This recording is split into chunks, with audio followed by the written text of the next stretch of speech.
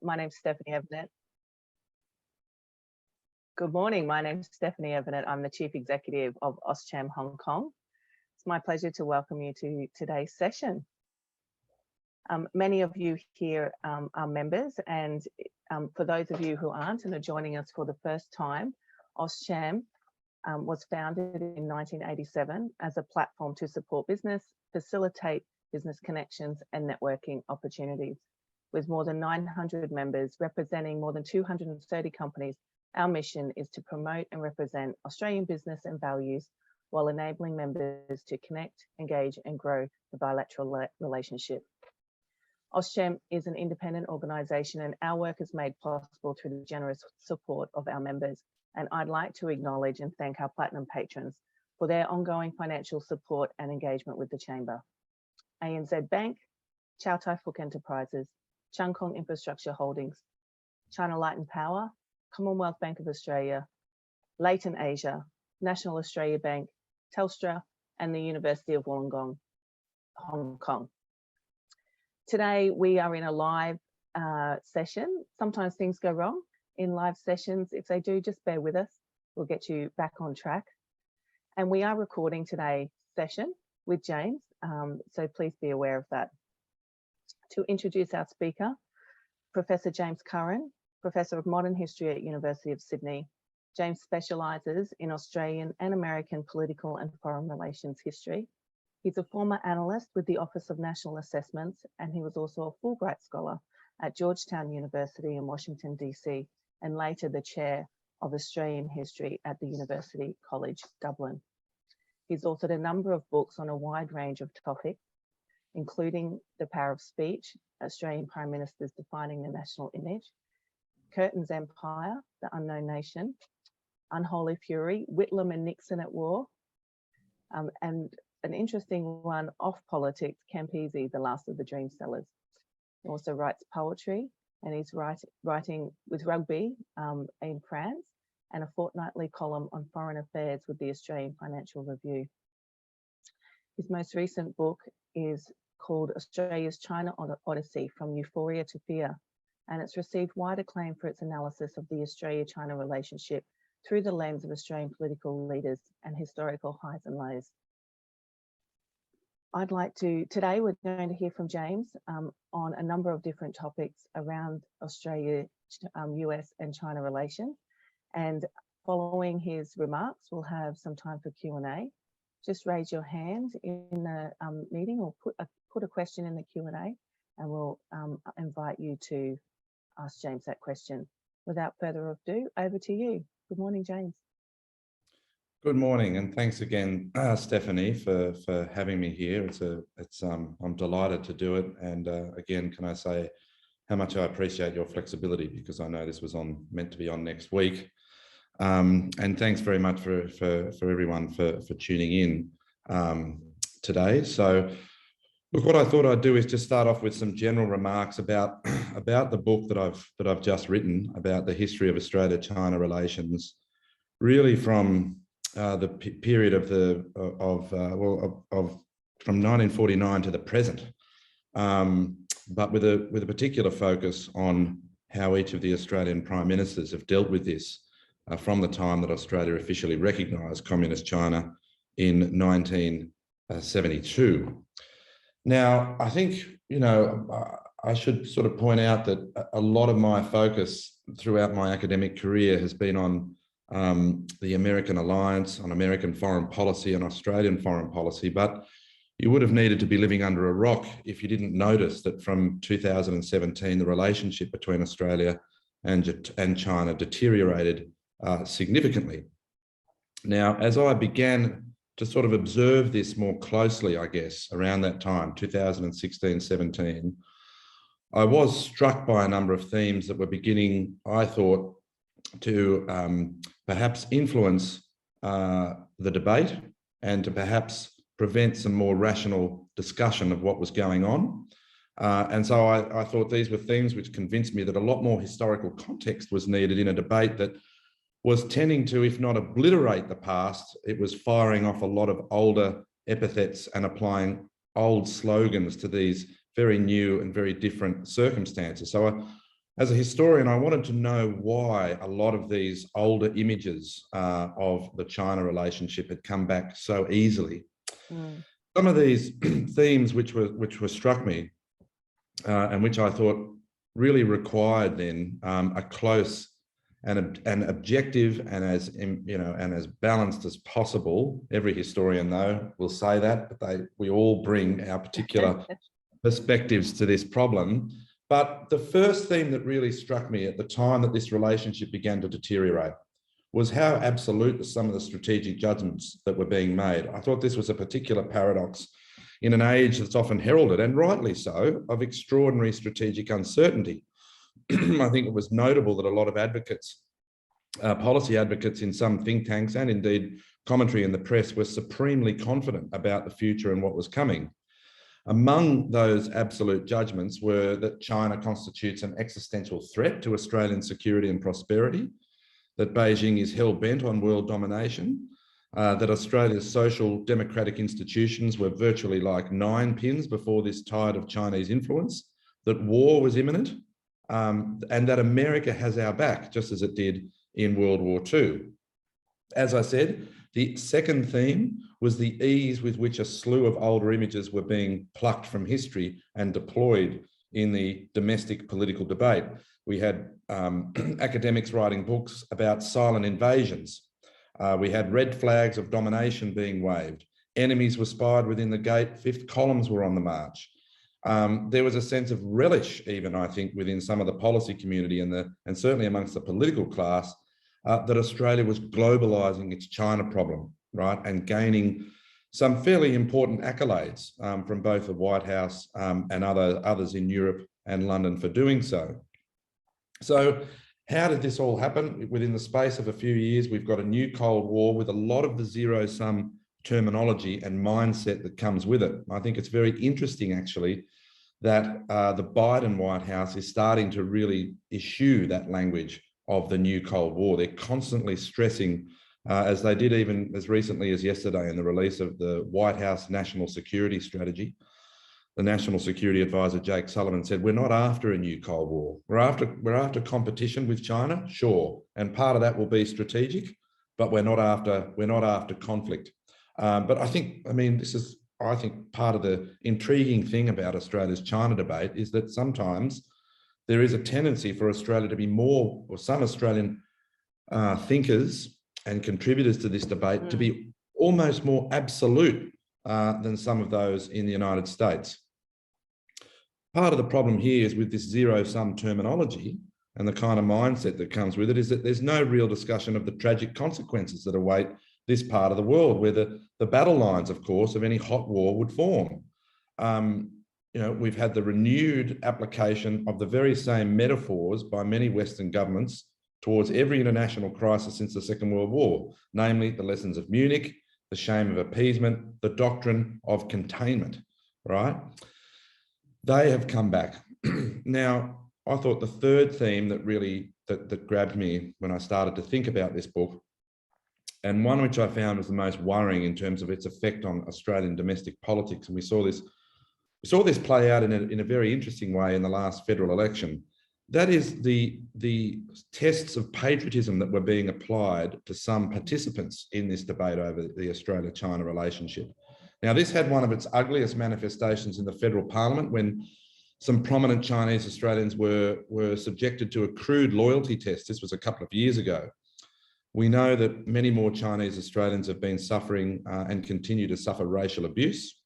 So I thought that introduction of the patriotic card, perhaps above all others, was doing the most to corrupt the political culture and really creating a climate that was picking at Australia's multicultural fabric, but also narrowing the policy options that were available to future governments.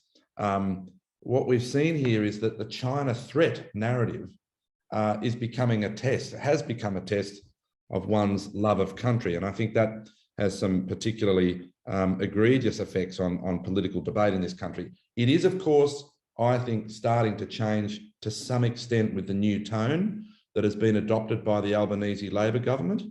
But let's not miss the point that despite the new tone and the effort to stabilise relations, and I can talk a lot more about this in the Q&A, I think it would be fair to say that it's difficult to discern any fundamental strategic judgments that have changed about China under the new Labor government. But again, I can get to that in the Q&A. Now, let me just say, for all these concerns that I had about the way the public debate was proceeding from 2016-17, I don't think also it's important to be said that there's any cause for argument about the increasingly troubling dimensions of the strategic environment in East Asia. Nor is there any reason to doubt legitimate discomfort in Canberra and in other capitals around the region about the disturbance to the regional equilibrium, right? We're talking here about a country, Australia, that has over the life of its modern history sought solace in the embrace of its great protectors, its great and powerful friends. And this has particularly been the case when an Asian power rises and asserts itself. Plenty of examples, as we know from Australian history on that. There's also no question that Xi Jinping is the most assertive of Chinese presidents in foreign policy terms that Canberra and indeed the world has had to face in living memory. And Chinese behaviour, in its assertiveness, in its aggressiveness, in its sabre rattling and much else, has done what nothing else could do. That is, it has united so many in the region against this new dimension of Chinese power and the way that it's being expressed. There is a new world order now, and it is one unlike policymakers and politicians have encountered before.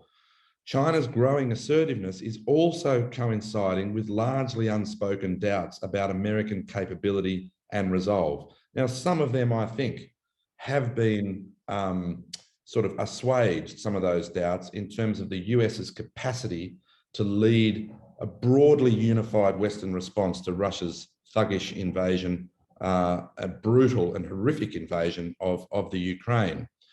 Whether or not America is up for the long twilight struggle in East Asia, I think remains to be seen. So I think, look, taken together, there's every reason to accept this judgment that we are living through a time of geopolitical flux, akin to, but still different from, I would argue, the 1930s or the post-war period of decolonisation, you know, the collapse of the European empires, the rise of Asian and African nationalism. And again, another period of uncertainty, the late 1960s and 1970s, right? The retreat of Pax Britannica, an America that was very chastened after the Vietnam War. So I, you know, as a historian, you naturally balk when someone says we are living through the most profoundly uncertain period in our strategic history. I think it was the former Secretary of Foreign Affairs, Peter Varghese, who said it's the conceit of every generation to think they're living through the most dramatic period of change.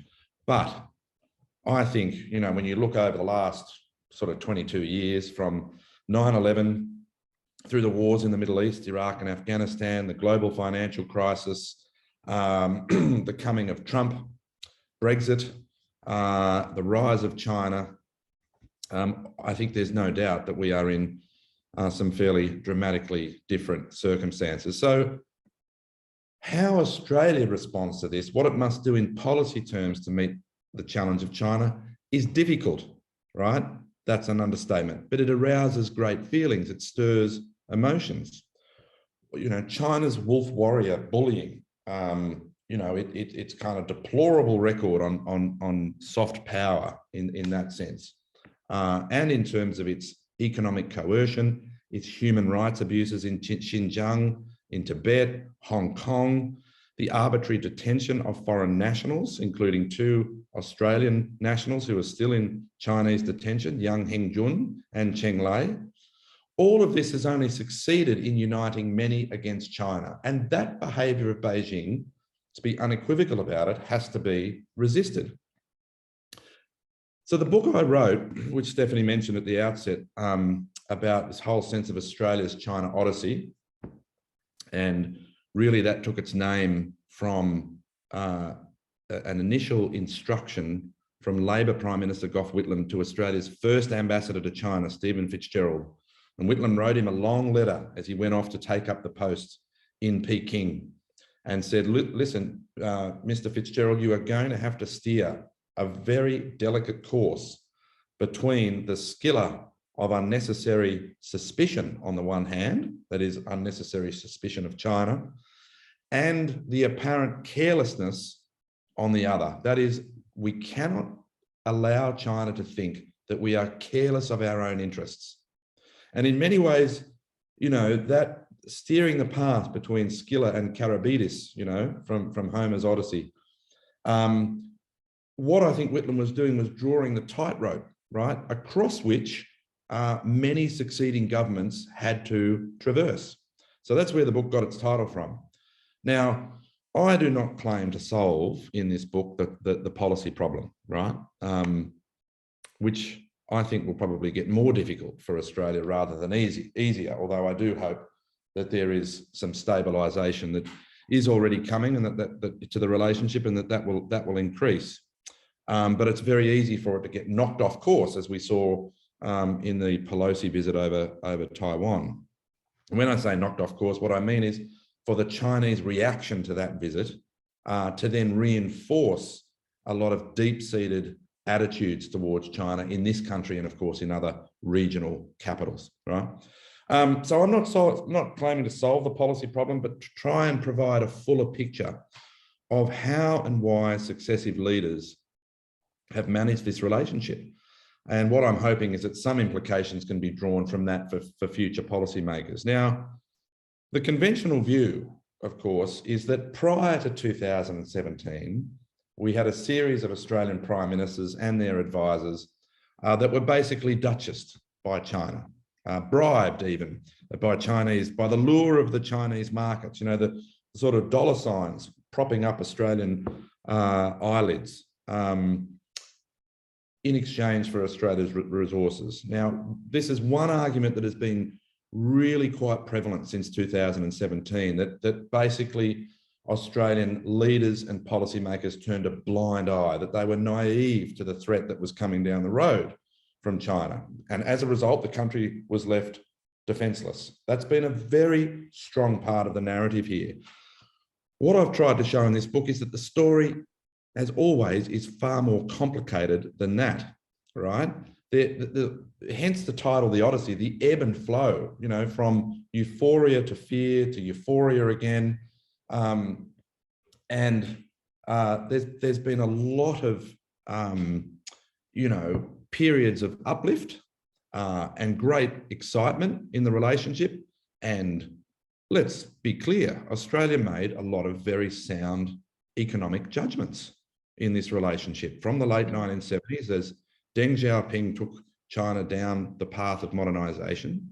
Australia made a lot of very acute and accurate economic judgments about this relationship and about the assistance that Australian resources and other factors could play in China's modernisation story. That's not to say that during those periods, there was no sense of strategic concern about the future. What the book shows is that at almost every point in the relationship, despite in those sort of what you might call the sunlit periods, if you like, when the economic relations have been strong and political relations have been close, that even at those moments, there have been some, even if it's behind the scenes and not publicly, there have been some Australian policymakers and leaders deeply concerned about what might happen in the future if China's power and its strength gets to a particular point where it starts to upset the equilibrium, right? Where it starts to assert itself in a way that is going to make us feel very uncomfortable. So, you know, I mean, and I think, you know, another point here, and this is something that as well that the book explores, the irony, of course, is that the two countries, Australia and China, agreed to move on from the past, right, as the relationship gathered momentum in the late 1970s and 80s.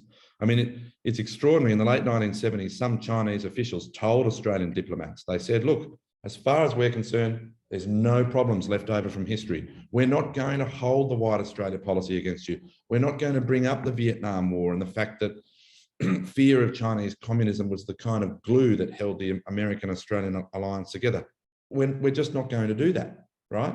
The slate was rubbed clean, and Australians returned the favour. Bob Hawke, who had extraordinarily close, intimate access with Chinese leaders in the 1980s with Zhao Ziyang and Hu Yaobang.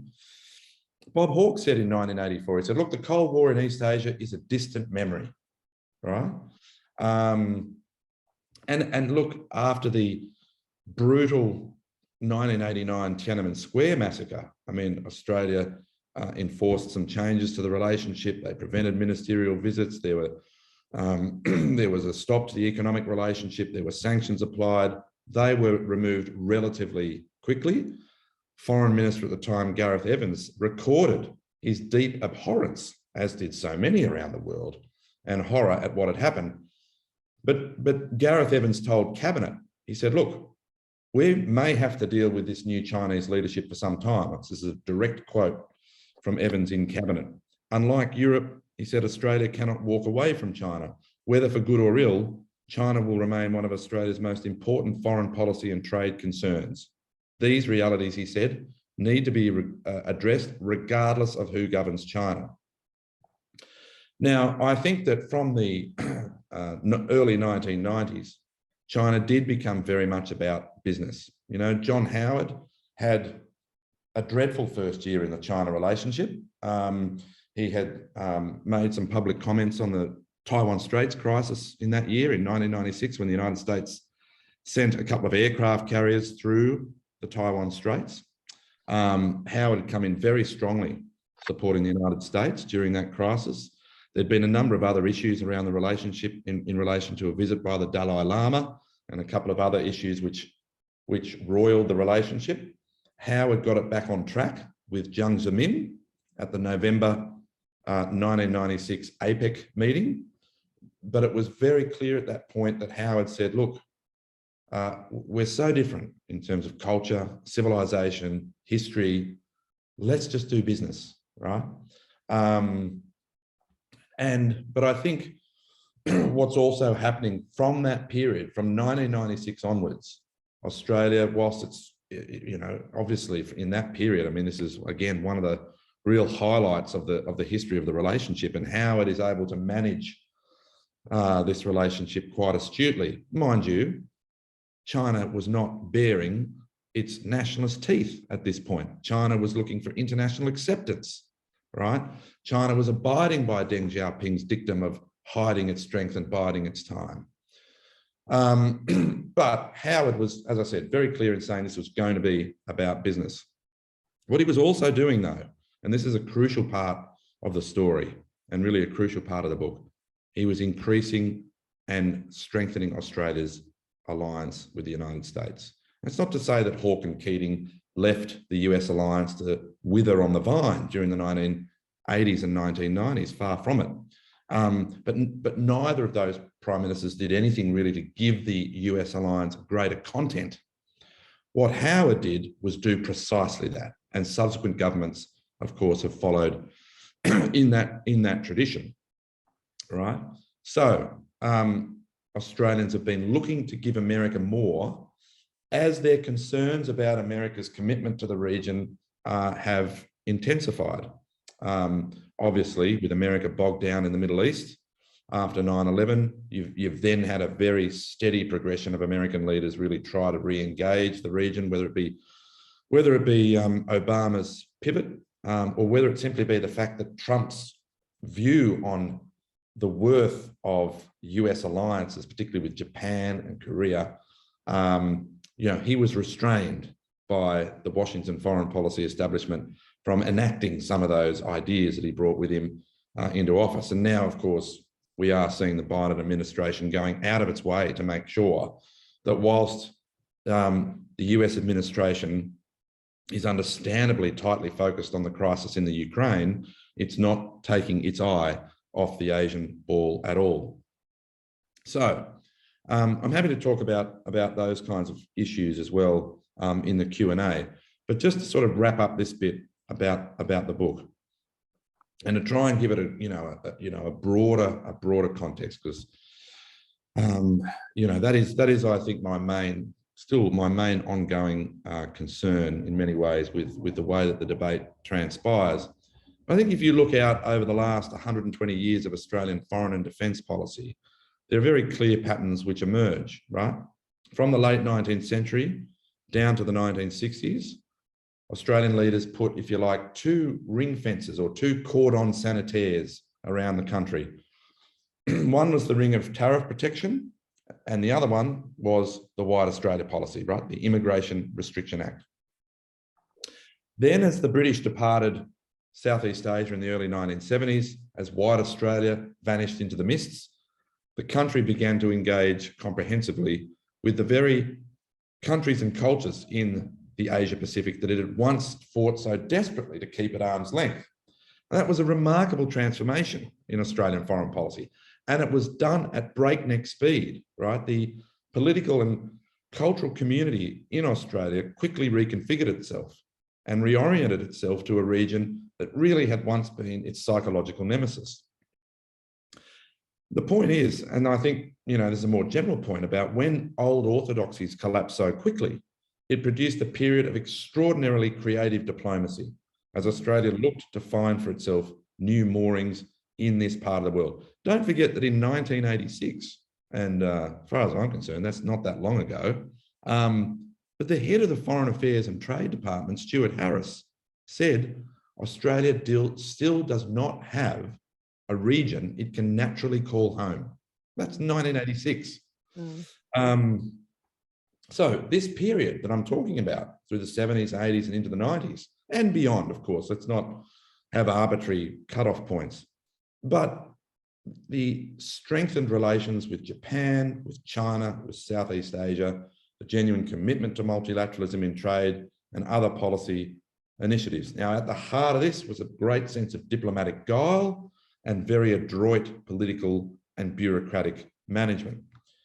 So it does remain a question for me as to why that reconfiguration and the skills that it honed went somewhat missing in action from 2017. My basic position here is that the Australian government from that period absolutely made legitimate calls on foreign interference, on the protection of critical infrastructure, on 5G and other questions of this nature.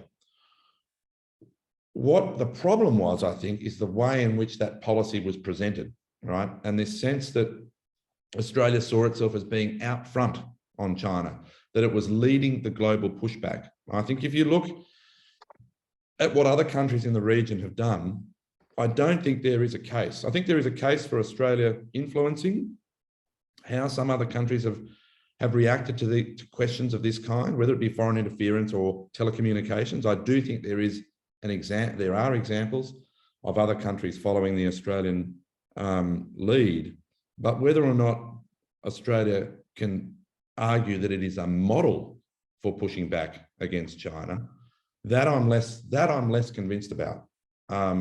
So, what you hear constantly in the debate in Australia is, well, it's China that's changed, not Australia. Well, that is self-evident that China has changed. We are all the countries in this region trying to work out how we deal with this assertiveness and aggression, right? And we have seen the reaction. The Quad, which had its critics, and I was one of them very early on. The Quad has been elevated to leaders meeting status, and it is precisely that kind of balancing coalition which is really doing already its most significant work simply by sending the message to China that there is cooperation amongst regional countries should China step out of line, that there is this grouping.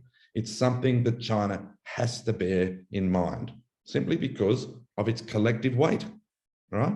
So we're all trying to deal with this, but I'm interested as a historian, as I said at the very beginning, why it is that some of these older fears about Australia and Asia and the threat from the north, why they have come back so easily, right? And with such force, right? So, it's an uncomfortable message that I'm giving in this book. Australia does, for all the legitimate concerns that we have about China's rise, we also have to be a bit more introspective about our own response to this. You know, Australians have to have the courage to look into the mirror. Now, that I can tell you is not a message that hawks in Canberra want to hear. But isn't this part of the great thing that we cherish about a democracy, is the debate that we can provoke. So I do think that, you know, Australia, conscious of its changing circumstances, ever attentive to the needs of its security and prosperity, it does need to re-energise that vast national project of better understanding the region and its countries and cultures, linguistically, culturally, historically, and strategically. Now, I think we are seeing a different tone from this new government, seeing a new language about ASEAN centrality, about stabilising the Australia-China relationship. This is going to take time. There are barriers to it, most obviously the fact that Chinese economic coercion is still in place and that those Australian citizens are being detained. These are going to make it very hard, I think, in the domestic debate in Australia. There's very little space for the new government to move, right?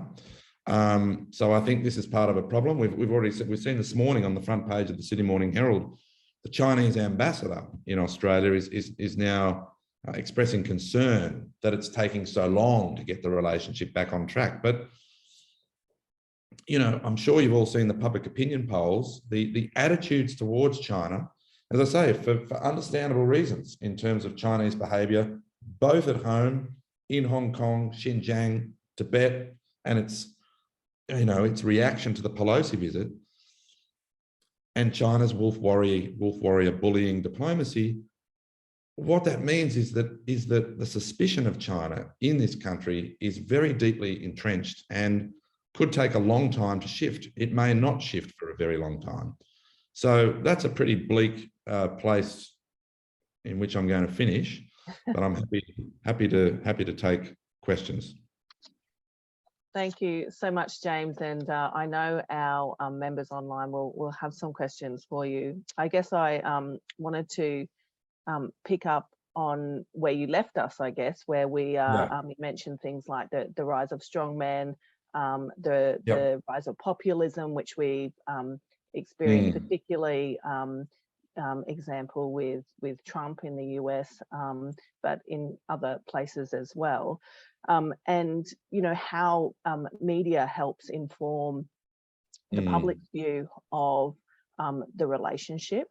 I mean, how do you know, you're both a historian and a commentator in media and an influencer in that space. I mean, how do you see that role of the media in terms of influencing the relationship and helping to create an informed debate in the country?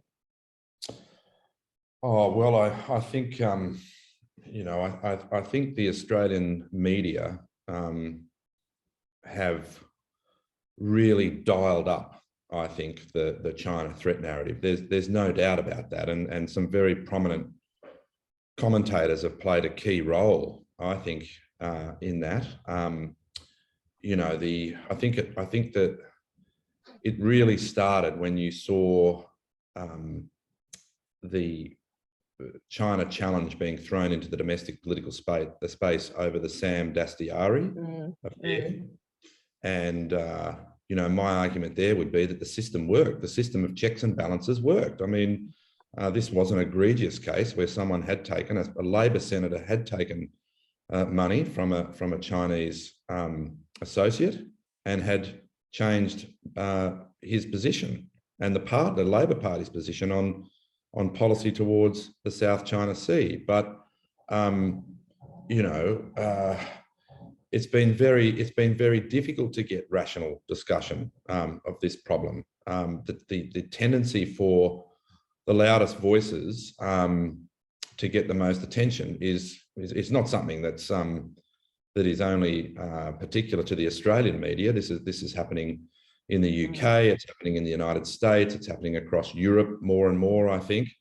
But you know, because the security dimension of the relationship has been so much to the fore, you've had a real sense in which the media have been doing, I think the government's bidding in many ways up until the change of government. I haven't sort of seen or heard of anything since the change of government along these lines, but certainly the media made it very clear that those who were speaking for the economic advantages of the China relationship were immediately sort of tagged as appeasers, right?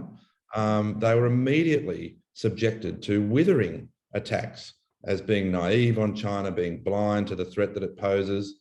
The media has had a terrific time, I think, with all this language about the drums of war that was used by a very senior Australian bureaucrat, with Peter Dutton's talk about Chinese missiles being able to reach Hobart.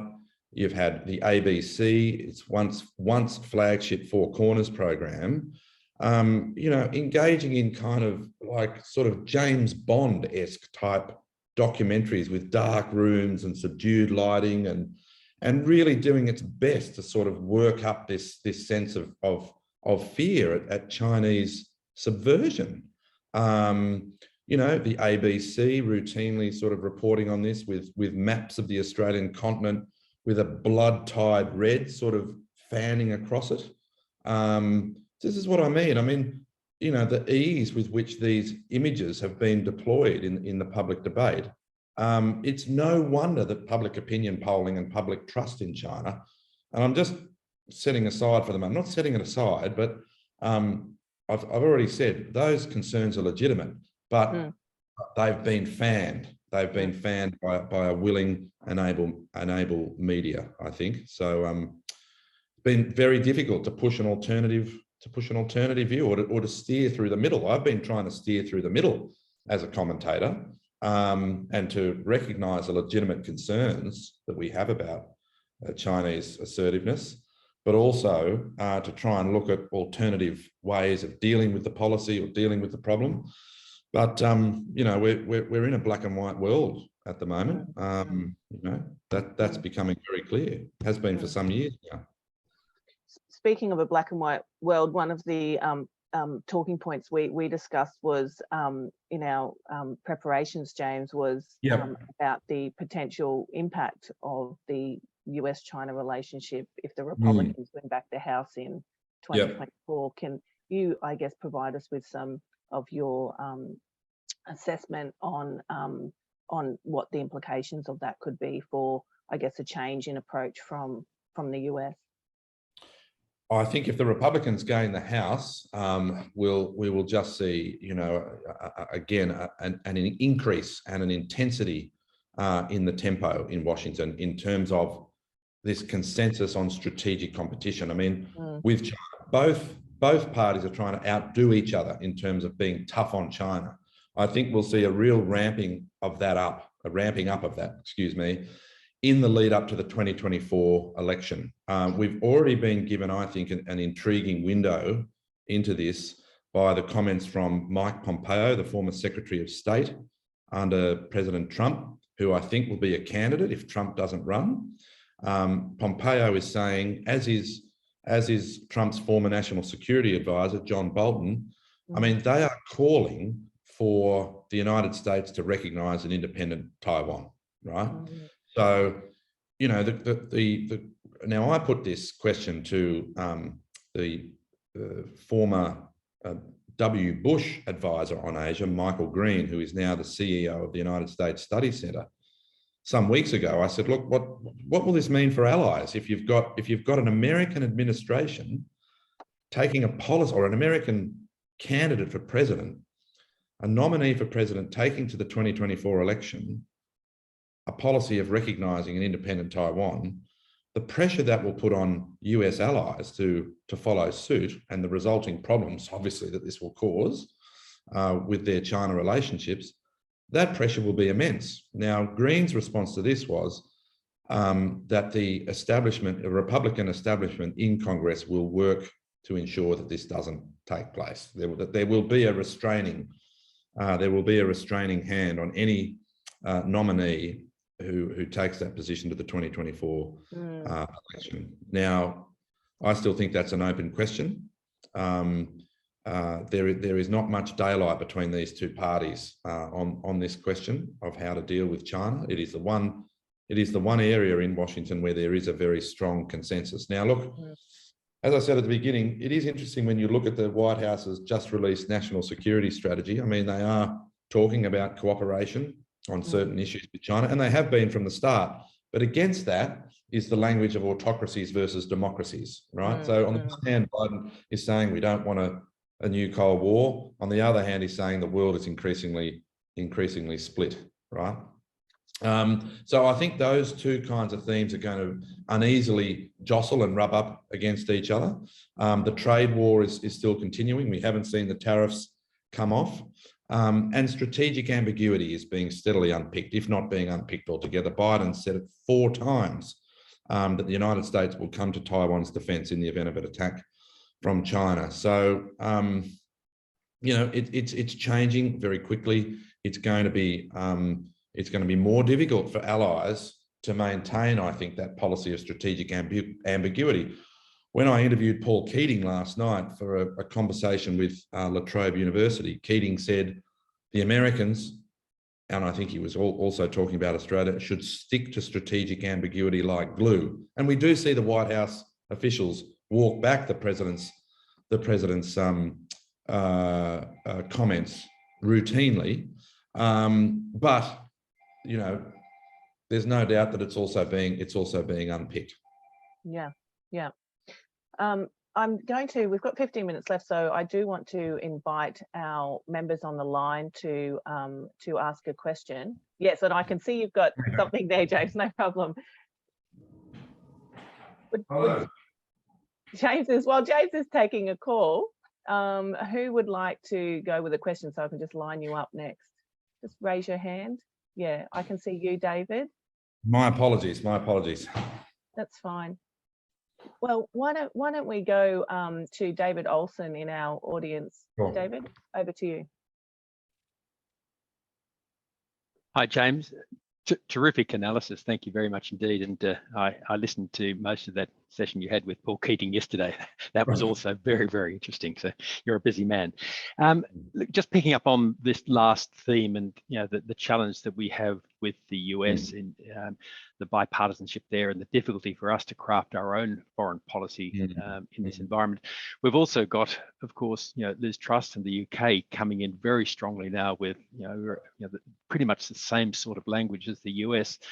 Do you have any thoughts on how that might impact our broader assessment of our strategic foreign policy settings in the years ahead? Oh, look, I think, David, my sense is, as you would have heard Keating, I asked Keating about this last night.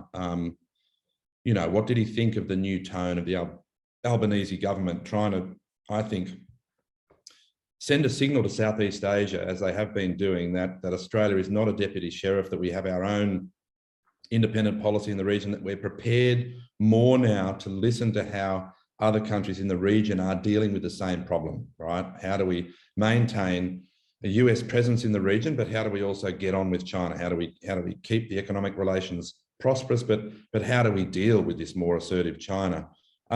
Keating said that he wants to see, I think he's happy to see the new tone, but wants to see more substance. Now, I mean, my sense is that I think we are fairly locked in to American Asia policy. And whether that's through the Quad, whether that's through AUKUS, I think for all the good noises that are being made from this new government, as I said, I don't think they are prepared to fundamentally depart really from the key judgment that Washington is making about the need to confront China. Now, I don't think there's really any, if indeed, as I expect the Australian government will do when it releases its defence or strategic review in March of next year, that we continue to adhere to the AUKUS arrangement, particularly on nuclear submarines, I find it very difficult to see a government of either persuasion stepping back from American objectives in the region, right? In any serious way. I don't see how an Australian government can say, well, we'll take your nuclear technology, we will sign up to various other parts of that AUKUS agreement, whether it be on cyber or other key foreign and defence policy and security matters, and then give a fundamentally different or more independently Australian view of the region. I must say again, I don't want to be a gloom monger about this, but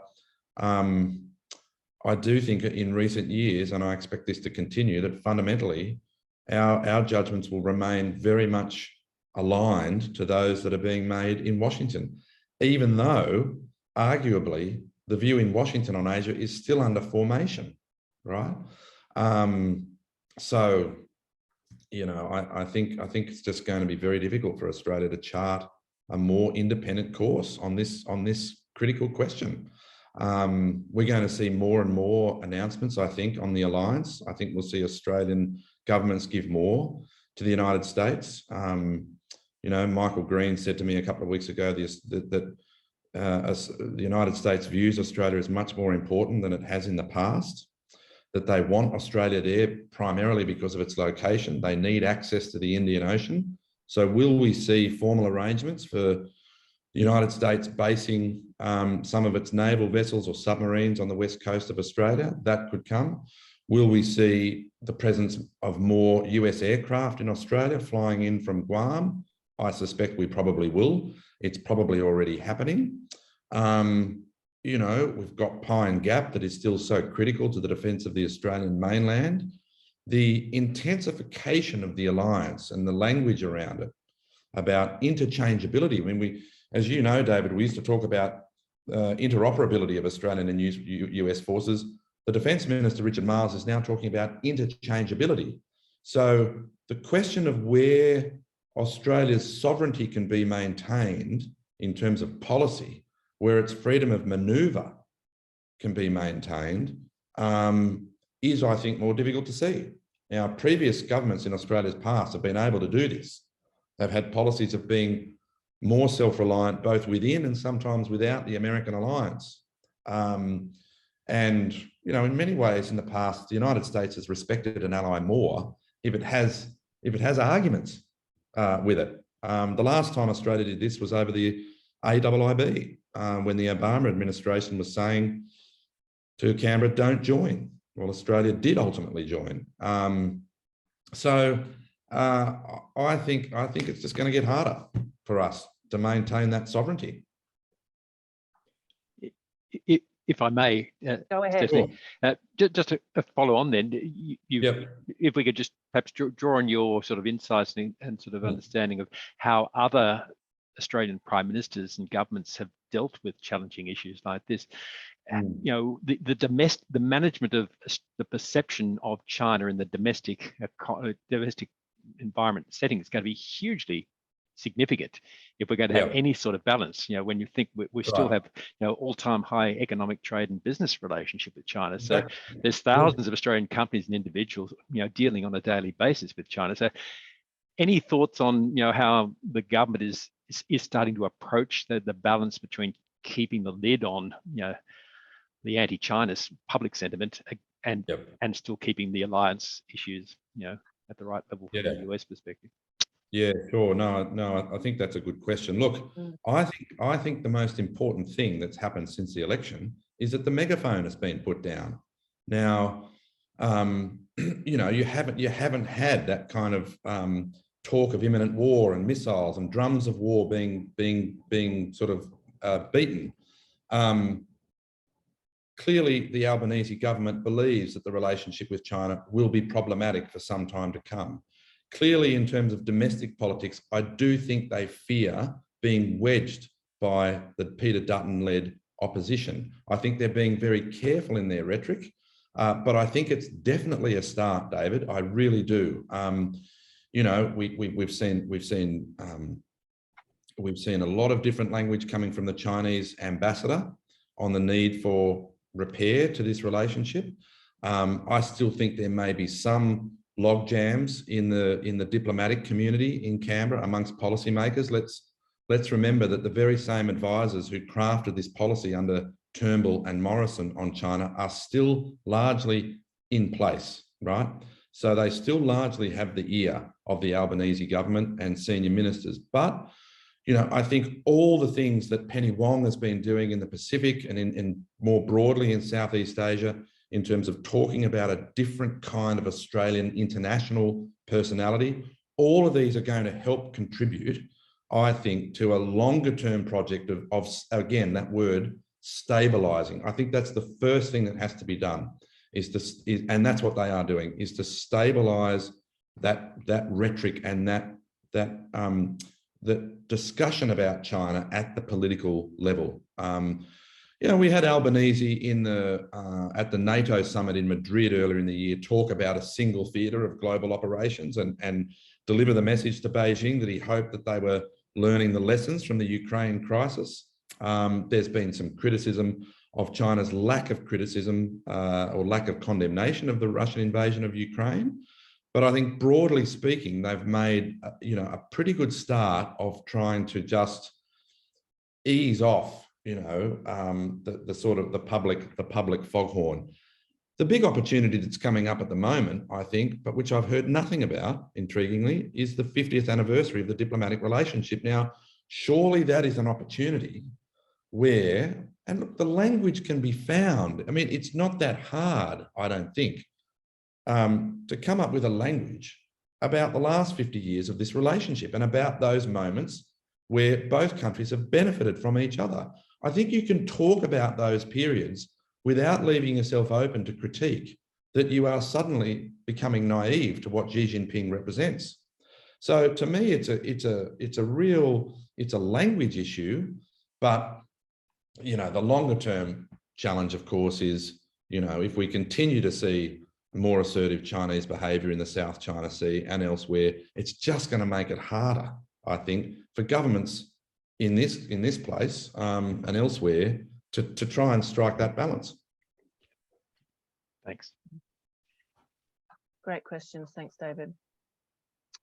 We have a few minutes left. Would anyone else like to have a chat with, Deb Biber? Hi, good morning. Go ahead. Thanks, Stephanie. James, it's been really interesting because I sat in and listened to, watched the whole interview with Keating last night. Right. And this is an interesting counterpoint in terms of hearing what you have to say rather than Mr. Keating. Yeah, sure. I'm interested to try and understand if there is a possibility to have China actually dial back its rhetoric towards Australia. Yeah. Not only the Australian rhetoric, but actually the more China speaks, the more aggravation there is in Australia towards it. And I'd like to hear what you have to say on that. I think that's a very good point, Deborah. And I also think that this is connected to a point that I make in the book, which is that, not only dial back some of that provocative language, sure. And I think the handling of the whole 14 grievances was rather unfortunate on both sides, I have to say. But some of the claims in that list were quite absurd and offensive. And to me, it's quite intriguing that, whilst clearly the new Chinese ambassador to Australia has not chosen to talk about those grievances, he hasn't come out as unequivocally as he might and put them to bed completely, which I think would be a helpful measure for the Chinese to make. But, the other point here too is that perhaps China has forgotten about the helping hand that Australia gave it along the path to modernisation. And perhaps too, like all great powers, China has not spent the time to sort of really get to know and understand Australia and Australia's history and Australia's culture.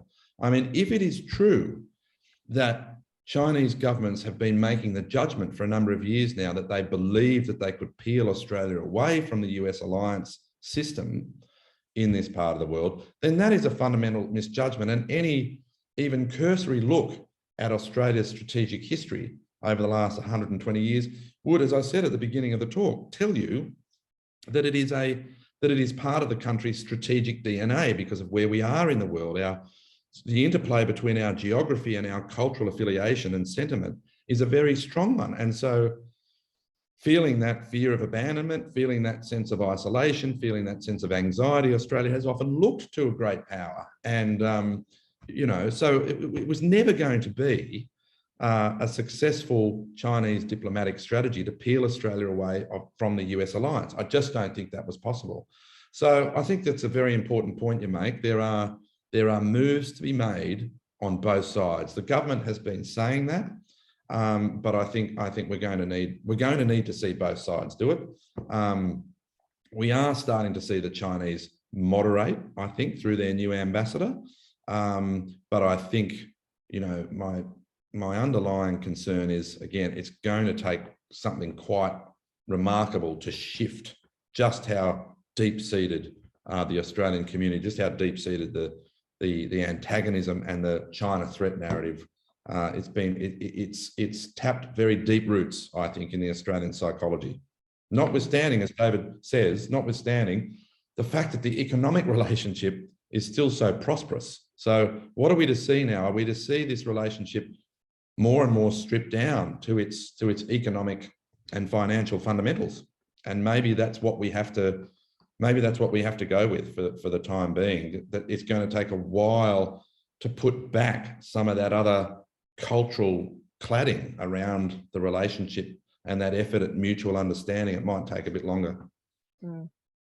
We're at 9:30, and Deb, I can see you have your hand up again, but I can also see Howard West has joined us. Howard, James, if you have a couple of more minutes, Sure. Howard, can I just go to you? I know you have a question there, and Deb, we can come back to you again. Lovely, Steph. Thank you very much. And hello, James. Thank you very much for that discourse. Look, just a simple question from me, and that is, picking up the notion of balance, what's the impact on Australia's immediate neighbours, particularly to the north, Indonesia and ASEAN, etc.? Has this, our fraught relationship with China of the moment, thrown our balance off with other immediate neighbours as well? Yeah, well, I think that's part of the effort that that the new Albanese government is starting to try and correct, I think, Howard.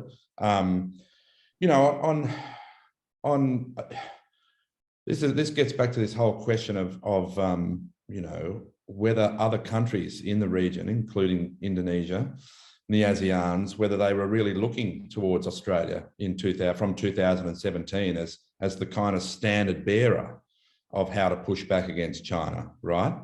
Now, look, I think there's been some success here. I don't want to sort of skate over that quickly at all. I mean, you only need to look at the fact that Australia signed a reciprocal access agreement with Japan. I mentioned the elevation of the Quad Leaders Summit.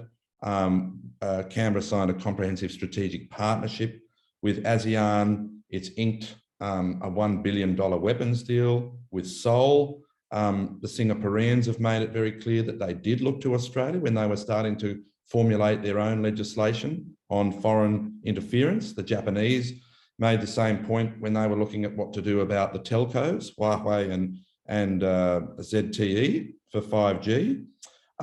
Elsewhere, though, I think that the picture is more muddled, and this is where I think there is still, we're only in early days of putting out this new message to the region that the Albanese government has been doing. But elsewhere, I think the picture is a lot more muddied. The obvious example is India, which, whilst it has, of course, been an enthusiastic joiner of the Quad, has nevertheless been very careful to, almost at each point, their Foreign Minister Jai Shankar has said, it is not an Asian NATO. We want this to be for something, not against somebody. right? He's been very clear on that. South Korea as well. I mean, their president came to Australia at the beginning of the year and was outspoken in saying that his visit to Australia had nothing to do with the question of how to deal with China. He really wanted to put that to one side so that the bilateral relationship didn't become caught up, or snagged on the question of whether or not South Korea was looking to Australia as a model. Abe, I think, the late Japanese Prime Minister Shinzo Abe was very clear in saying that Japan had to follow, be really hard in terms of security on China, but soft in terms of maintaining that economic relationship. And his faction, I forget the name of the Japanese faction in the LDP now that Abe is from, but they are particularly proud of being, the creators, as they see it, of this strong economic Sino-Japanese economic relationship. So, Japan getting that more of a balance, right? Indonesia has been forging closer ties with China in recent years, as we've seen. I think the Indonesian President Jokowi talked about Xi Jinping as a good brother recently. And how Indonesia handles all this at the G20, I think, will be fascinating. I'm going to Jakarta next week to have some discussions on all of that. So I think there's been a bit of a mixed view in the region. Howard, I'd put it that way, that there hasn't been a kind of a rush in the region to pick up the Australian blueprint and apply it. I think clearly each of them have their own perspective. They've been dealing with China for a lot longer than Australia has, and they're not necessarily wanting to be pushed into some kind of choice. I mean, that's what we hear so often. Fantastic. Thank you, Howard, for the question. Deb, you've put your hand down. Would you like to ask one last question as we close?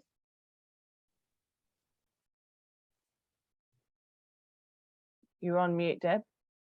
No. Okay. Thank you.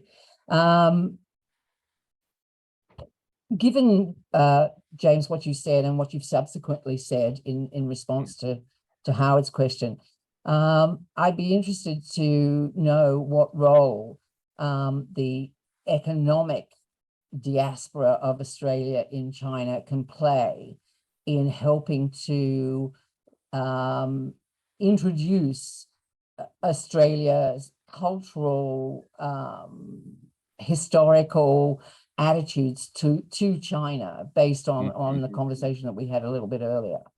Yeah, very good point. I mean, I often wonder about how do we, and I don't know when was the last time there was in Beijing some kind of major exhibition or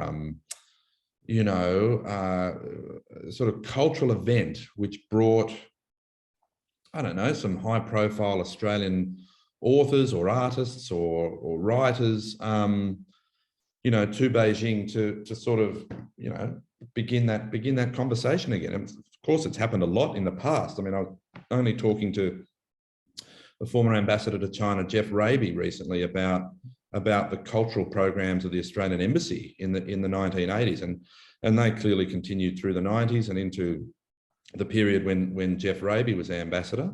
But you're asking more, that's more about government. But you're asking more about the economic diaspora and what it can do.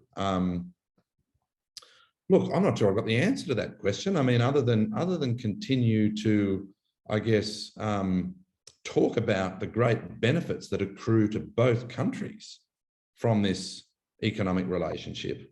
But I guess to use that, as a way of rebuilding trust and rebuilding this, I guess, need on both sides, but particularly given you're asking about what to do in China, but to try and help the Chinese to understand, I guess, that there is a lot more, and certainly has been over from the last sort of 5 or 6 months, that there is a new administration in charge in Canberra, that there is an attempt to bring more nuance to this relationship, that Australia's foreign policy tradition has not always been about being in lockstep with a great and powerful friend, that Australia has had these extraordinarily creative periods of diplomacy, and that Australia has, since the 1970s, embarked on several periods where its desire to increase its Asia literacy has been at the forefront of government policy in terms of dealing with the region, in addition, of course, to the economic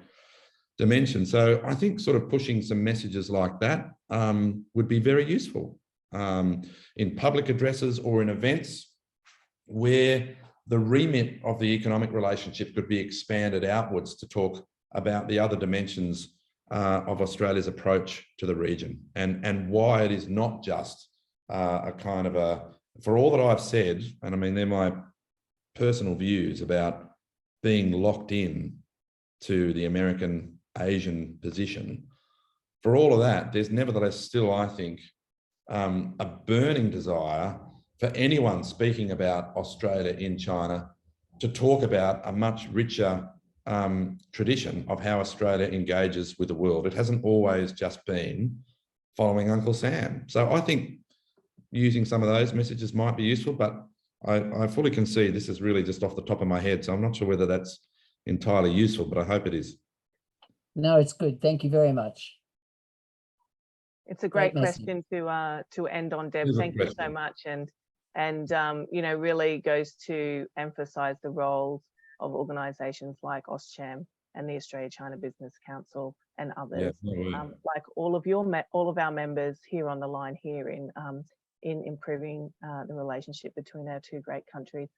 James, thank you so much for your time today, and thank you everyone for staying on the line. We did go a little over, but it's been a fascinating discussion. We hope to have you back maybe one day in person up here in Hong Kong. Look, yeah, I would love to do that. I would love to come up and give a talk about it in a way that is precisely along the lines of what Deborah was just asking, actually, to look at the way in which, you know, a discussion of that kind can be fruitful and not come up and be bleak about the future, but to be as positive as it possibly can about the relationship going forward, no matter the difficulties that are clearly there. Fantastic, and we would welcome you anytime, James. Thanks so much, everyone. That's all we have time for today, and we'll see you again at a future AusCham event. Good morning. Bye-bye. Thank you very much. Thanks a lot. Thanks so much. Thanks. Bye-bye. Thanks, Stephanie. Ciao. Bye-bye.